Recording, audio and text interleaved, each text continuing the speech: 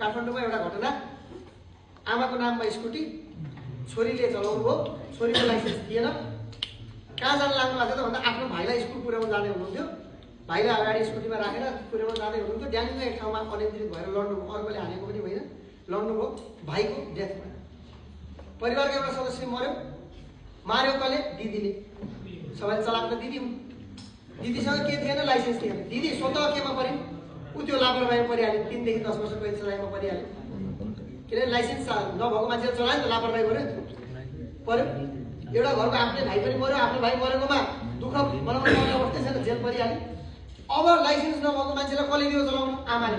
आफ्नो नाममा स्कुटी छ, लाइसेन्स नभएको मान्छेलाई चलाउन दिएर दुर्घटना भएर मान्छे मृत्यु भयो भने 2 वर्ष कैद सजाय दिने मान्छेलाई पनि, अनि आमा पनि जेल, बाउ विदेश। कतिसम्म कन्सिक्वेन्स हुन सक्छ भने लाइसेन्स नभएको मान्छेले चलाएर दुर्घटना भयो।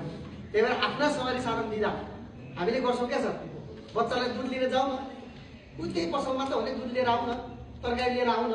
अस्ति भर्खर बारीमा के भयो, 14 वर्षको बच्चाले घरबाट स्कुटीको साटो निकालेछ, आमालाई थाहा नदिएर आफू जस्तै अर्का 2टा 14 वर्षकालाई बसाएछ, लगेर ड्याममा एक ठाउँमा गएर बारीमा लगेर ठोक्यो, 3 चाहिँ आइदियो, सिरियस आइदियो।